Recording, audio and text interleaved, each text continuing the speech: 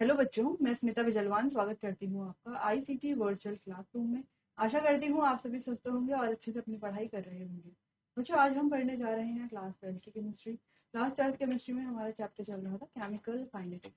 इसको ही आगे हम आज कंटिन्यू करेंगे। चलो, लास्ट लेक्चर में बहुत सारे टॉपिक हमने पढ़ लिए थे, अच्छे से समझ लिए थे। ठीक है, तो उन टॉपिक्स को आगे एक बार आप देख लो, जो जो टॉपिक हमने अपने लास्ट लेक्चर में कवर कर लिए।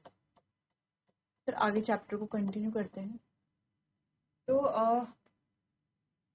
लास्ट लेक्चर में ये जो काइनेटिक्स है ना, ये जो इंटीग्रेटेड रेट लॉ है, ये सारे रेट लॉ हमने देख लिए थे। ठीक है, बहुत सारे ग्राफ भी हमने डिस्कस किए थे। ठीक है, हाफ लाइफ के बारे में बात की थी, कुछ क्वेश्चंस किए थे। फिर हम लास्ट लेक्चर में बात कर रहे थे methods of determining the order of a reaction. Reaction का ऑर्डर डिटरमाइन करने के क्या क्या मेथड है। तो हमने यहाँ पे 4-5 मेथड देखे। तो पहला integrated method, graphical method, initial rate method और हाफ लाइफ मेथड। ठीक है, तो इन सभी में कैसे कैसे, जैसे यहाँ पर फॉर्मूलाज हमने देख लिए थे हाफ लाइफ के। ये कुछ फॉर्मूले थे जिनकी मदद से हम यहाँ पर रेट देख सकते हैं। अगर ऐसा दिया हुआ है कहीं पर, तो क्या है वो हाफ लाइफ ऐसा दिया हुआ है, अगर T half is equals to A naught by 2 k, तो आप समझ जाओगे कौन सी ऑर्डर की रिएक्शन है, जीरो ऑर्डर रिएक्शन है। अगर 0.693 बाई के दिया हुआ है, यानी कि जो टी हाफ है वो ए नॉट यानी कि इनिशियल कंसंट्रेशन पर डिपेंडेंट नहीं है, तो कौन सा होगा ये? तो ये होगा बच्चों हमारा फर्स्ट ऑर्डर रिएक्शन। इस तरीके से अगर ये इंटीग्रेटेड रेट लॉ दिए हैं, तो आप देख सकते हो, आसानी से बता दोगे कौन सा हमारा जीरो ऑर्डर रिएक्शन है, कौन सा फर्स्ट ऑर्डर रिएक्शन। पता है जीरो ऑर्डर रिएक्शन क्या होता है? कंसंट्रेशन के इंडिपेंडेंट होता है। ठीक है, चलो, फिर हमने यहाँ पर अलग अलग मेथड देख लिए थे। यहाँ पर हमने ग्राफ देख लिए थे जीरो ऑर्डर के लिए और फर्स्ट ऑर्डर के लिए। एक बार आपको ये ग्राफ क्या करने, थोड़ा सा रिवाइज कर लेने हैं बच्चों। देखो, ग्राफ में सबसे पहले हमने जीरो ऑर्डर के लिए रेट और कंसंट्रेशन वर्सेस रेट का ग्राफ देखा था। ठीक है, तो हमने क्या देखा था, ये कंसंट्रेशन के इंडिपेंडेंट है, इसीलिए ग्राफ ऐसा बनेगा। सेम ग्राफ हमें कहाँ पर देखने को मिल रहा है? फर्स्ट ऑर्डर रिएक्शन की टी हाफ में दिख रहा है। यहाँ पर टी हाफ भी क्या होता है? इनिशियल कंसंट्रेशन के इंडिपेंडेंट होता है, इसीलिए यहाँ पर ऐसा ग्राफ बनेगा। क्लियर है? चलो, फिर फर्स्ट ऑर्डर के लिए कंसंट्रेशन रेट का ग्राफ, क्योंकि रेट जो है वो कंसंट्रेशन पर डिपेंड करता है। सेम ऐसा ही ग्राफ टी हाफ के लिए है, जीरो ऑर्डर के लिए। रिलेट करके ऐसे ही तो पढ़ते हैं। ठीक है, किसके लिए? टी हाफ के लिए, तो जीरो ऑर्डर के। क्यों? क्योंकि यहाँ पर जो है टी हाफ डिपेंडेंट करता है, डिपेंड होता है, यानी किस पर डिपेंड करता है? Initial concentration. इसीलिए सेम ग्राफ जहाँ पर डिपेंड करते हैं कंसंट्रेशन पर। ठीक, फिर बाकी यहाँ पर ए टी और टी के बीच का ग्राफ, जिसकी स्लोप है माइनस के। और यहाँ पर स्लोप क्या है? यहाँ पर भी स्लोप क्या है? माइनस के। दोनों में स्लोप क्या है? माइनस के। लगभग सेम ग्राफ देखने को मिल रहा है। क्लियर है? चलो, लास्ट लेक्चर में ये बात हो गई थी। फिर हमने यूनिट ऑफ के के बारे में बात की थी। इस फॉर्मूले की मदद से, इस फॉर्मूले की मदद से, सॉरी, इस फॉर्मूले की मदद से हम क्या कर सकते हैं? किसी की भी यूनिट निकाल सकते हैं, फर्स्ट ऑर्डर की, जीरो ऑर्डर की, सेकंड ऑर्डर की, कोई से भी ऑर्डर की। और यूनिट को देख करके हम बता सकते हैं कि फर्स्ट ऑर्डर, जैसे कहीं पर यूनिट दी है सेकंड इनवर्स। ठीक है, के की यूनिट है सेकंड इनवर्स, और आपको दिया हुआ ही नहीं है क्वेश्चन में कि कौन से ऑर्डर की रिएक्शन है, लेकिन फिर भी आप पहचान लोगे कि फर्स्ट ऑर्डर की रिएक्शन है। ये दिया हुआ है mole litre inverse second inverse, तो आप पहचान लोगे कि क्या है ये है जीरो ऑर्डर की रिएक्शन। ठीक है, बाकी टी हाफ तो हमने देख ही लिया, आप आसानी से पहचान लोगे, इसके ग्राफ से भी आप समझ लोगे। अगर ग्राफ ऐसा दिया है या ग्राफ ऐसा दिया है, तो आप समझ जाओगे कौन सा ऑर्डर की रिएक्शन ये है। ठीक है, चलिए, तो फिर हम बात कर रहे थे सूडो फर्स्ट ऑर्डर रिएक्शन की। तो एग्जांपल से समझ लेते, स्यूडो फर्स्ट ऑर्डर रिएक्शन। मान लो कोई रिएक्शन है, ये कोई रिएक्शन है और ये एक बच्चों एलिमेंट्री रिएक्शन।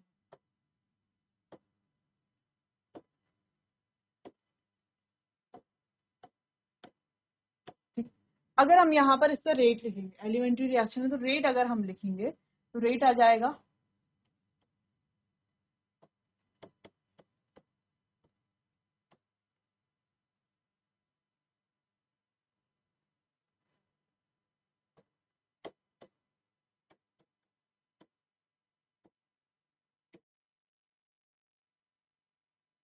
अब अगर हम बोल रहे हैं इफ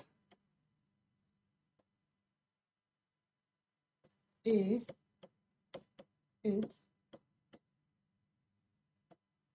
प्रेजेंट इन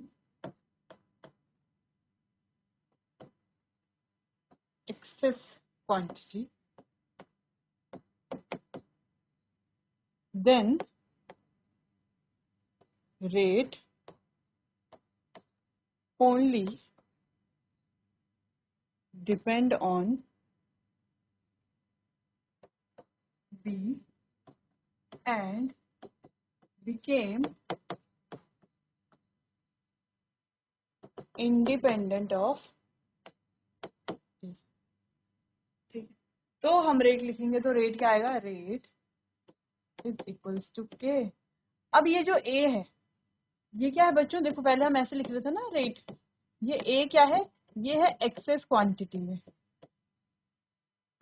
और ये है बी, ये एक्सेस क्वांटिटी में। अगर एक्सेस क्वांटिटी में तो इसको हम क्या ले लेते हैं, कांस्टेंट।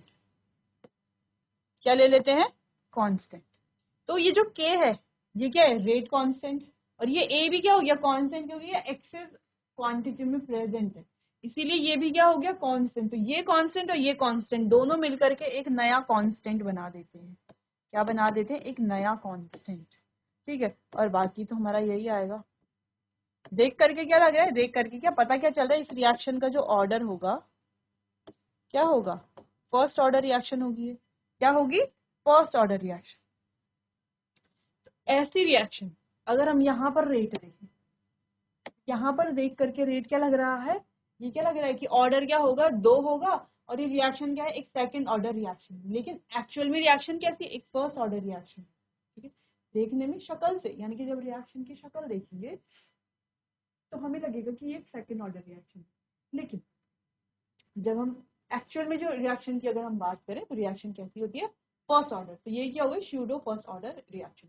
अब यहाँ पर होता क्या है कि एक जो है वो एक्सेस क्वांटिटी में प्रेजेंट होता है, एक रिएक्टेंट एक्सेस क्वांटिटी में प्रेजेंट होता है। अब रेट किस पर डिपेंड करता है ना, किस पर डिपेंड करता है, कंसंट्रेशन ऑफ रिएक्टेंट पर। अब हमने यहाँ पर बोल दिया कि एक क्या है, एक्सेस क्वांटिटी में। जैसे मान लो हमने ये बोला कि ए जो है ये क्या है, एक्सेस क्वांटिटी में प्रेजेंट है। जब ये एक्सेस क्वांटिटी में प्रेजेंट है इसका मतलब क्या है, अगर ये एक्सेस क्वांटिटी में प्रेजेंट है तो इसको हम क्या ले लेंगे, कांस्टेंट। क्या हो जाएगा ये, कांस्टेंट। ये कांस्टेंट है तो रेट इस पर डिपेंड नहीं करेगा, इस कांस्टेंट पर रेट डिपेंड नहीं करेगा। इसके क्या हो जाएगा, independent, became independent of it, इसके इंडिपेंडेंट हो जाएगा। डिपेंडेंट नहीं कर रहा तो इंडिपेंडेंट हो जाएगा ना। ठीक है, रेट केवल और केवल किस पर डिपेंड करेगा, केवल और केवल बी पर डिपेंड करेगा। Then rate only depend on B, rate केवल बी पर डिपेंड कर रहा है, जो कि हमें यहाँ पर दिख रहा है, दिख रहा है। ठीक है, बाकी है जो के, ये जो नया कांस्टेंट आया ये किसकी वजह से आया, जैसे हमने कहा कि ए की जो कंसंट्रेशन है ये एक्सेस क्वांटिटी में प्रेजेंट है तो इसकी कंसंट्रेशन क्या होगा, कांस्टेंट। और रेट कांस्टेंट यहाँ पर पहले से है तो ये दोनों कांस्टेंट मिलकर के क्या बना देते हैं, एक नया कांस्टेंट। ठीक है, चलो तो क्लियर है। अब इसके एग्जाम्पल की बात करते हैं तो इसका एक बहुत फेमस एग्जाम्पल है जो कि हाइड्रोलिसिस ऑफ एस्टर। ठीक है, अब इसके अलावा बहुत सारे एग्जाम्पल्स हैं, लेकिन ये एग्जाम्पल बहुत ज्यादा सही है, इससे हम आसानी से समझ जाएंगे। देखो इसमें क्या हो रहा है, ये तो हमने एस्टर लिया, ठीक है। अब यहाँ पर लिया है हमने वाटर। वाटर कैसा है, एक्सेस क्वांटिटी में है,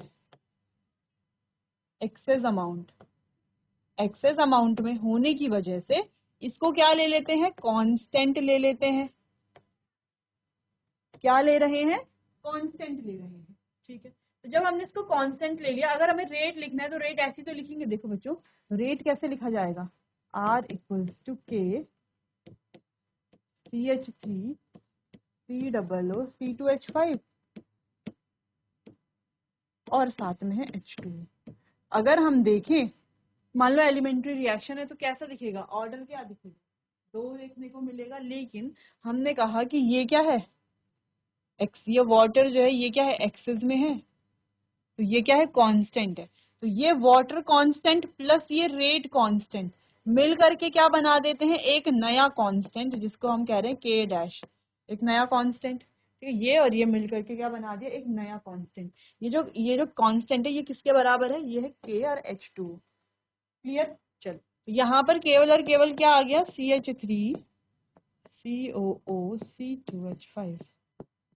क्लियर है, तो ये आ गया रिएक्शन का रेट, केवल और केवल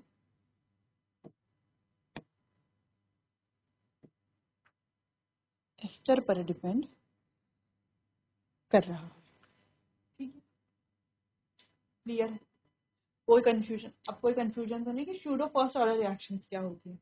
simple, which are not truly of the first order but under certain conditions reaction become that of the first order are called pseudo unimolecular reaction। जो truly first order reaction तो नहीं होती है, लेकिन कुछ ऐसी conditions आ जाती हैं, जैसे ये आ गया excess amount में, ऐसी कुछ conditions आ जाती हैं जिसके चलते ये क्या हो जाते हैं, फर्स्ट ऑर्डर रिएक्शन जैसे बन जाते हैं। उन्हीं को क्या कहा जाता है, सूडो यूनिमॉलिक्यूलर रिएक्शन कहा, सूडो फर्स्ट ऑर्डर रिएक्शन बोल रहे हैं। ठीक, क्लियर है? तो वो क्या हो गया, हमारी सूडो फर्स्ट ऑर्डर रिएक्शन। बहुत इजी ये था, जिसको हमने यहाँ पर भी अच्छे से समझ लिया है और यहाँ पर भी अच्छे से समझ लिया है। क्लियर है? कोई कंफ्यूजन आपको नहीं होना चाहिए। नोट कर लीजिए इसे, फिर आगे कंटिन्यू करते हैं।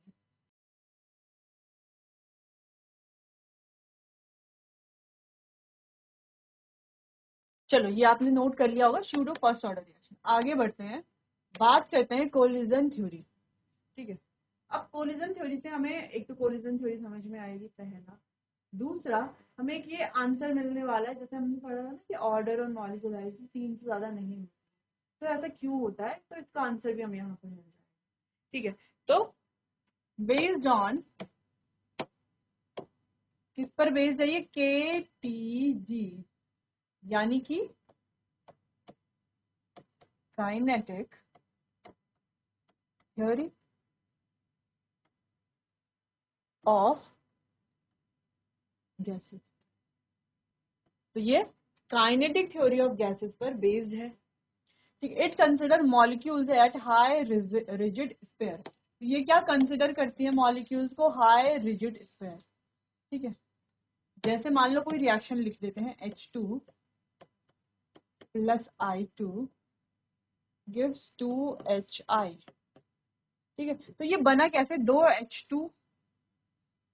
H2 है हमारे पास और 2 I2 है। ये जब कोलाइड किए होंगे, ये क्या किए होंगे, कोलाइड किए होंगे,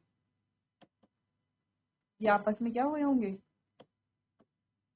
कोलाइड किए होंगे, तो क्या बना होगा, एक इंटरमीडिएट बनता है। इंटरमीडिएट के बाद क्या बनेगा,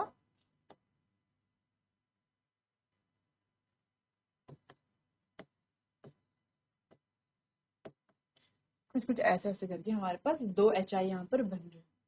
ठीक है, तो ये कोलिजन कर रहे हैं, कोलाइड कर रहे हैं, तभी जा करके हमें प्रोडक्ट मिल रहा है। प्रोडक्ट तभी मिलता है जब ये रिएक्टेंट के जो मॉलिक्यूल्स हैं वो कोलाइड करते हैं। ठीक है, अब ऐसा नहीं होता कि हमेशा हर रिएक्टेंट की जो मॉलिक्यूल्स है वो कोलाइड करेंगे और हमें बहुत सारा प्रोडक्ट मिलेगा, ऐसा नहीं होता। ठीक है, जैसे जब यहाँ पर प्रोडक्ट मिल रहा है, इसका मतलब कि यहाँ पर क्या हुई है, यहाँ पर हुई है बच्चों इफेक्टिव कोलिजन। जब हमें प्रोडक्ट मिल रहा है तो होता है इफेक्टिव कोलिजन, और सारे कोलिजन इफेक्टिव नहीं होते। ठीक है, जरूरी नहीं कि सारे जो कोलिजन हो रहे हैं वो इफेक्टिव हो। जब जब इफेक्टिव कोलिजन होता है तभी हमें प्रोडक्ट मिलता है। ठीक है, हमेशा हमें प्रोडक्ट नहीं मिलता, कभी कभी कोलिजन इफेक्टिव नहीं होते। ठीक है, चलो थोड़ा सा देख लेते हैं इस थ्योरी को। According to this theory, in order to form product, यानी कि प्रोडक्ट बनाने के लिए reactant molecule must collide with each other. तो प्रोडक्ट बनाने के लिए रिएक्टेंट मॉलिक्यूल को एक दूसरे से कोलाइड करना बहुत ज्यादा जरूरी है। नॉट ऑल कोलिजन, ये इंपॉर्टेंट पॉइंट है, not all collision result in product. Product की स्पेलिंग करेक्ट कर लेना आप लोग। Product formation, only a few collisions form product and are known as effective collisions। तो यहाँ पर कहा जा रहा है प्रोडक्ट बनाने के लिए मॉलिक्यूल्स का एक दूसरे के साथ कोलाइड करना बहुत ज्यादा जरूरी है। ठीक है, और सारे ही कोलिजन से हमें प्रोडक्ट नहीं मिलता, सारे ही कोलिजन से प्रोडक्ट जो है वो फॉर्म नहीं होता। कुछ कोलिजन से, फ्यू कोलिजन लिखा हुआ है यहाँ पे, only few collision, only a few collision form product. केवल कुछ ही कोलिजन से प्रोडक्ट बनता है और उन कोलिजन को कहा जाता है इफेक्टिव कोलिजन। जैसे हमने यहाँ पर देखा H2 और I2 से 2HI हमें मिल रहा है, यानी कि प्रोडक्ट बन रहा है, ये यानी कि कोलाइड कर रहे हैं, इनका कोलिजन क्या हो गया, इफेक्टिव कोलिजन। वहीं पर ऐसा भी हो सकता है कि जो रिएक्टेंट के मॉलिक्यूल है वो कोलाइड कर रहे हो लेकिन कोलिजन इफेक्टिव ना हो रहा हो, इसी वजह से वहां पर प्रोडक्ट नहीं बने। क्लियर है? बस आपको ये ध्यान रखना है कि सारे कोलिजन इफेक्टिव नहीं होते, जो होते हैं सिर्फ उन्हीं की वजह से प्रोडक्ट बनता है। और प्रोडक्ट फॉर्म करने के लिए मॉलिक्यूल्स का कोलाइड करना बहुत ज्यादा जरूरी होता है। ठीक, किसका मॉलिक्यूल का? रिएक्टेंट मॉलिक्यूल का, प्रोडक्ट मॉलिक्यूल का नहीं, रिएक्टेंट मॉलिक्यूल कोलाइड करके प्रोडक्ट बनता है। ठीक, चलिए नोट कीजिए इतना।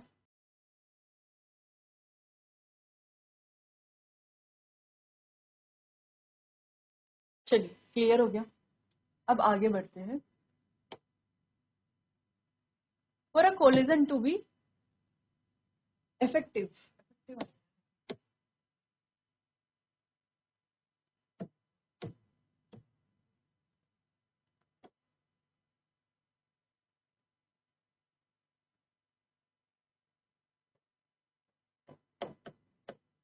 इफेक्टिव,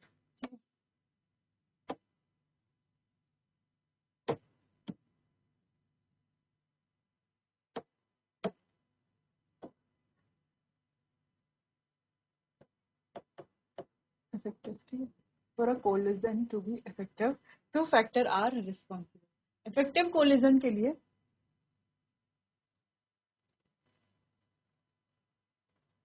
इफेक्टिव कोलिजन के लिए दो फैक्टर रिस्पॉन्सिबल है। और वो दो फैक्टर कौन कौन से हैं? देखो, पहला है हमारा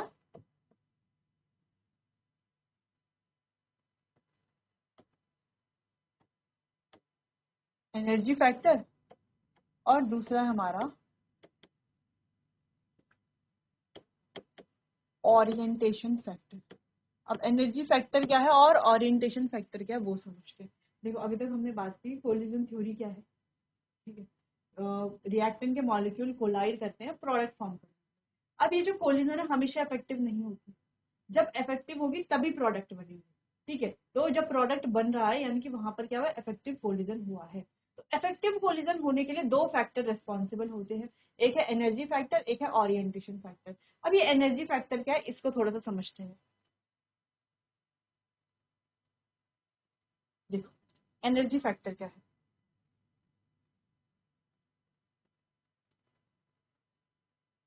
जैसे कोई रिएक्शन ले लो, हमारा भाई ये रिएक्शन है,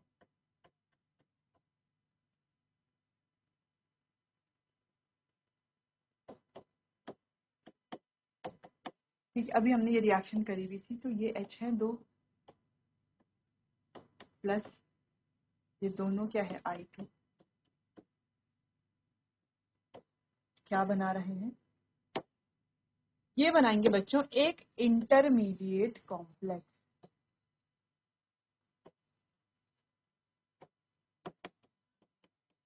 ठीक है, क्या बनाएंगे? ये एक इंटरमीडिएट। अब ये जो इंटरमीडिएट है ये कैसा होता है? ये होता है हाईली अनस्टेबल।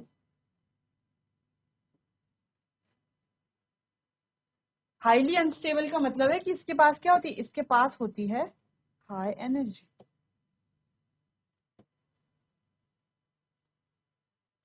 हाई एनर्जी है इसीलिए क्या है ये? हाईली अच्छा, इस इंटरमीडिएट को हम एक्टिवेटेड कॉम्प्लेक्स भी बोलते हैं। ठीक है, एक्टिवेटेड कॉम्प्लेक्स, क्या कहते हैं? Activated complex. तो हमने कहा ये जो एक्टिवेटेड कॉम्प्लेक्स बनता है ये क्या होता है? Highly unstable. क्या होता है? Highly unstable. हमें पता है हाईली अनस्टेबल का मतलब है कि इसकी एनर्जी बहुत ज्यादा हाई होती है। हमें पता है energy is inversely proportional to stability. अगर एनर्जी ज्यादा होगी तो स्टेबिलिटी कम होगी, अगर एनर्जी कम होगी तो स्टेबिलिटी ज्यादा होगी। और हर मॉलिक्यूल, हर एटम क्या चाहता है? लोअर एनर्जी में रहना चाहता है। लोअर एनर्जी में इसका मतलब है कि एनर्जी कम में रहना चाहता है। क्यों? क्योंकि एनर्जी कम होगी तो स्टेबिलिटी क्या होगी? ज्यादा होगी। यानी कि हर कोई ज्यादा स्टेबल चाहता है। ठीक है, स्टेबिलिटी चाहता है, ज्यादा स्टेबल होना चाहता है, तो वो लोअर एनर्जी में रहना चाहता है। लेकिन अगर हम इंटरमीडिएट की बात करें तो इंटरमीडिएट क्या होते हैं? Highly unstable due to their high energy. High energy की वजह से ये हाईली अनस्टेबल होते हैं। ठीक है, अब इसके बाद यहाँ पर फॉर्मेशन हो जाता है प्रोडक्ट का।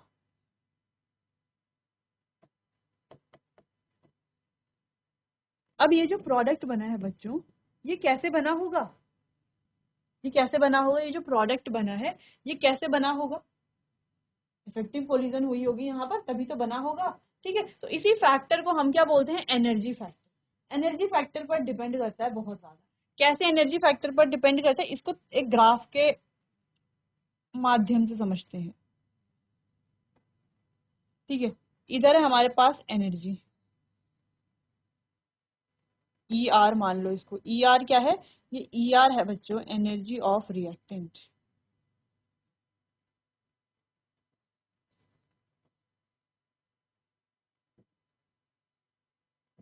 क्या है ये? Energy of reactant.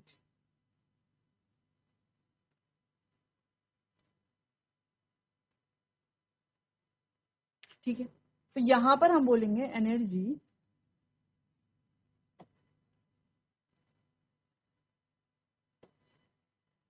Of reactant molecules.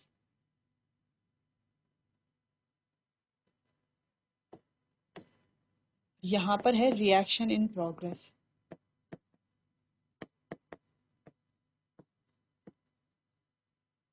तो रिएक्टेंट की एनर्जी कुछ यहाँ पर है। ठीक है, अब धीरे धीरे जैसे रिएक्शन शुरू हुई तो ये बनेगा इंटरमीडिएट। अब इसको बोला जाता है एक्टिवेटेड कॉम्प्लेक्स।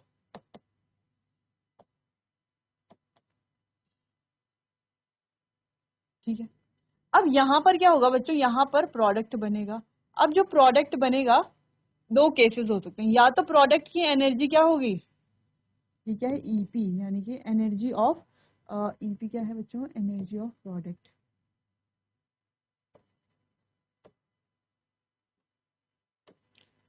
या तो प्रोडक्ट की एनर्जी रिएक्टेंट से ज्यादा होगी, या दूसरा केस बनेगा। ठीक है, ये होगी ईपी। ईपी, दूसरी ईपी। या तो प्रोडक्ट की एनर्जी रिएक्टेंट की एनर्जी से कम होगी, या तो प्रोडक्ट की एनर्जी रिएक्टेंट की एनर्जी से ज्यादा होगी। तो इसको हम कहते हैं एंडोथर्मिक, क्योंकि यहां पर प्रोडक्ट की एनर्जी रिएक्टेंट की एनर्जी से ज्यादा है। और प्रोडक्ट की एनर्जी अगर रिएक्टेंट की एनर्जी से ज्यादा होगी तो डेल्टा एच हमेशा कैसा आएगा? पॉजिटिव। ठीक है, वहीं अगर हम बात करें यहाँ पर, अगर प्रोडक्ट ऐसे बनता है तो अगर प्रोडक्ट यहाँ बनता है, यानी कि प्रोडक्ट की जो एनर्जी है वो रिएक्टेंट की एनर्जी से भी क्या है? लोअर है, कम है। देखो यहाँ पर अगर हम देखें तो ये आ रही है प्रोडक्ट की एनर्जी, यहाँ पर अगर हम देखें तो ये आ रही है प्रोडक्ट की एनर्जी। यानी कि यहाँ पर प्रोडक्ट की एनर्जी क्या है? ज्यादा है रिएक्टेंट की एनर्जी से। और यहाँ पर क्या है? प्रोडक्ट की एनर्जी रिएक्टेंट की एनर्जी से कम है। प्रोडक्ट की एनर्जी रिएक्टेंट की एनर्जी से कम है, इसलिए इन्हें बोलेंगे एक्सोथर्मिक। यहाँ पर जो डेल्टा एच होता है वो आता है नेगेटिव। नेगेटिव क्यों आता है? क्योंकि रिएक्टेंट की एनर्जी ज्यादा है प्रोडक्ट की एनर्जी से, इसीलिए वो क्या आता है? माइनस में। क्योंकि डेल्टा एच क्या होता है? Delta H is equals to EP minus E R, यानी कि energy of product minus energy of reactant. तो जहां पर प्रोडक्ट की एनर्जी ज्यादा है और रिएक्टेंट की एनर्जी कम है, वहां पर तो ये पॉजिटिव में आएगा। जहां पर प्रोडक्ट की एनर्जी कम है, रिएक्टेंट की एनर्जी ज्यादा है, वहां पर ये नेगेटिव में ही आएगा ऑब्वियसली। ठीक, तो ये तो हमने एक रफली ड्रॉ किया है, बाकी इसको आगे हम डिटेल में ड्रॉ करते हैं। ठीक है, तो हम एक अलग अलग देखेंगे, एंडोथर्मिक के लिए अलग और एक्सोथर्मिक के लिए। ठीक है, ये तो हमने प्रॉपर दोनों का मिक्सअप ग्राफ देखा है। ठीक है, आगे देखते हैं केवल एंडोथर्मिक के लिए अलग और एक्सोथर्मिक के लिए अलग। इतना आप नोट करो, फिर आगे डिस्कस करते हैं।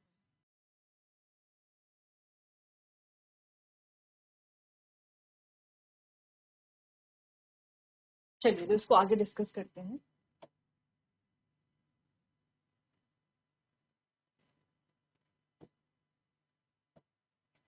यहाँ क्या है? यहाँ है एनर्जी,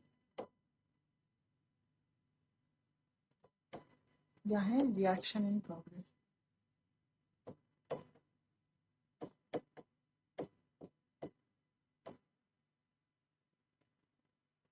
हम यहाँ पर बना रहे हैं बच्चों एंडोथर्मिक के लिए। ठीक है, तो देखो मान लो यहाँ पर है energy of reactant, E R, reactant की एनर्जी। ठीक है, तो रिएक्शन होगी,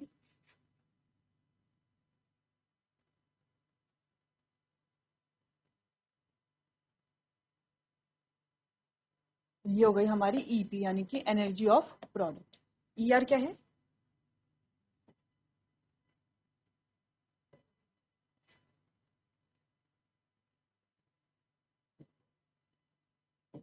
एनर्जी ऑफ रिएक्टेंट। और ईपी क्या है?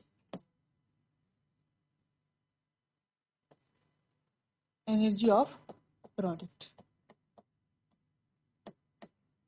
ठीक है, क्लियर है, यहां तक तो कोई कंफ्यूजन नहीं।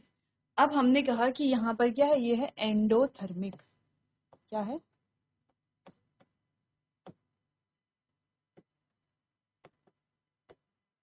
और अगर हम एंडोथर्मिक की बात करते हैं तो एंडोथर्मिक है डेल्टा एच, एंथैल्पी चेंज। ठीक है, डेल्टा एच क्या होगा? डेल्टा एच क्या होगा? देखो डेल्टा एच होता क्या है? EP minus E are. और अगर हम इस केस में देखें, इस केस में देखें, एंडोथर्मिक के केस में देखें, एंडोथर्मिक के केस में हमें क्या दिख रहा है? Energy of product is greater than energy of reactant. Product की जो एनर्जी है वो ज्यादा है रिएक्टेंट की एनर्जी से, इसीलिए हम कह सकते हैं डेल्टा एच यहाँ पर क्या आएगा? पॉजिटिव।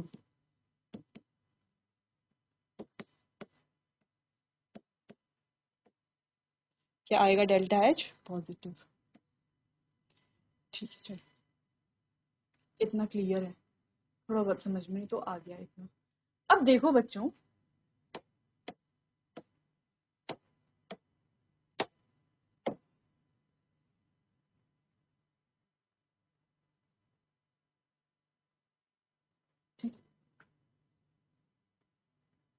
अब देखो अगर हम बात करते हैं यहाँ पर एनर्जी ऑफ प्रोडक्ट की, प्रोडक्ट की एनर्जी कहाँ पर आ रही है? कुछ कुछ यहाँ पर आ रही है, ये आ गई एनर्जी ऑफ प्रोडक्ट। और ये क्या है हमारा?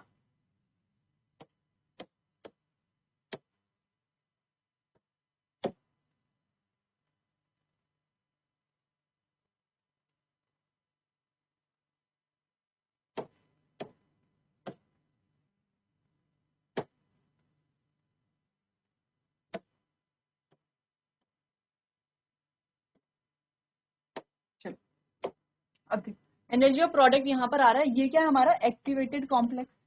ये क्या है? एक्टिवेटेड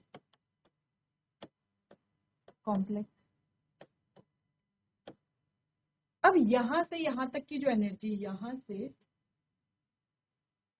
यहां तक ये जो पूरी एनर्जी है, इस एनर्जी को हम क्या कहेंगे? इस एनर्जी को कहेंगे एक्टिवेटेड एनर्जी। एक्टिवेटेड एनर्जी या एक्टिवेशन एनर्जी क्या कहेंगे? Activation energy. और ये जो टोटल एनर्जी है यहां से लेके यहां तक की, यहां से लेकर के यहां तक, ये जो टोटल एनर्जी, इसे कहेंगे थ्रेशोल्ड एनर्जी। ठीक है, क्या कहेंगे? Threshold energy. अब ये जो एक्टिवेशन एनर्जी है ना, इसे हम क्या कह सकते हैं? इसे हम क्या कह सकते हैं? इसे हम क्या कह सकते हैं? ई ए फॉरवर्ड भी कह सकते हैं, यानी कि activation energy of forward reaction. वही यहां से यहां तक ये जो एनर्जी है, इसे हम क्या कह सकते हैं? Activation energy of backward reaction. देखो कोई भी रिएक्शन है तो रिएक्टेंट से क्या बन रहा है? प्रोडक्ट। यहां से आगे क्या जा रही है? Forward reaction. तो इसको हम क्या कह सकते हैं? ई ए फॉरवर्ड। ठीक, और यहां से यहां हम क्या कह सकते हैं? ई ए बैकवर्ड। क्या कहा जा सकता है? ई ए फॉरवर्ड और ई ए बैकवर्ड। तो यहां से यहां तक का ये जो डिस्टेंस है, कौन सा? यहां से यहां तक का ये जो डिस्टेंस है, इसे हम क्या कह सकते हैं? क्या इस डिस्टेंस को हम ये कह सकते हैं? ई A forward minus E A backward. क्या हम इसे कह सकते हैं? बिल्कुल कह सकते हो। ये फॉरवर्ड से बैकवर्ड अगर हम माइनस कर लेंगे तो हमारे पास क्या आ जाएगा? ये वाला जो डिस्टेंस है, ये वाला डिस्टेंस आ जाएगा। क्लियर है? चलो इतना एक बार आप देखो।